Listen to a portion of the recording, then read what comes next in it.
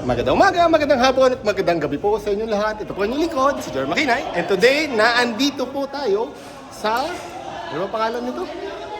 Stonefall CQB site, ang dati pong urban. Dito po natin makikita ang napakalaking game site. Ayan. Ito pa yung isang entrance. Ito. Meron din silang din pistol. At, lipat natin yung camera. Kita niyo po ang ibang location. Saan din yung player area? Bomb display. Napakaraming taguan. At meron, since uso dito ang night games, meron po dito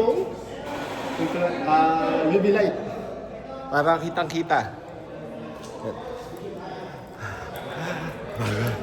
Ito yung kabilang side.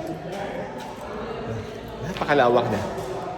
Sa loob siya ng mall, so more or less safe siya. Medyo third floor nga lang, mahirap akyatin.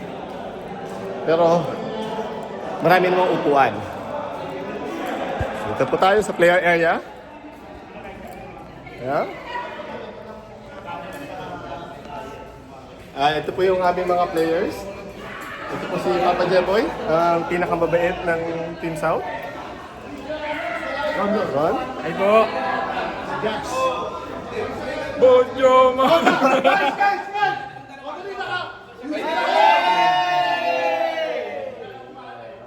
Okay. Nasaan po si Adi? Uy, si ba't ako? Sige, ako na. Okay, so kaya po nag-start ang Stonefall. Bali nag-start kami ng February 1, 2026. Oh, that's nice. So bagong-bago pa lang pala. Buddy. Meron ba po kayong rentals? Meron po kaming rentals pero first come first serve po tayo pagka magpa-rental po kayo ng mga units. Mas maganda mag-advise kayo agad kasi limited lang yung mga rentals na. Meron ba tayong limits o ganyan? Ano yung mga kailangan alam ng tao pagpunta rito?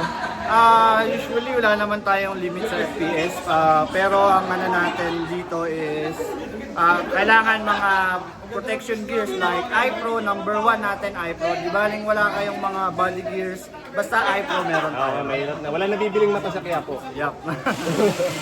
So far, grabe ang pagod ko dito. Ang dito, talagang third floor, ang hirap kasi pa, no? Yun lang. Medyo sa taas tayo para... Kaya nga eh. Pero at least wala masyado, solo natin yung floor. Meron namang kainan din sa baba, so madaling...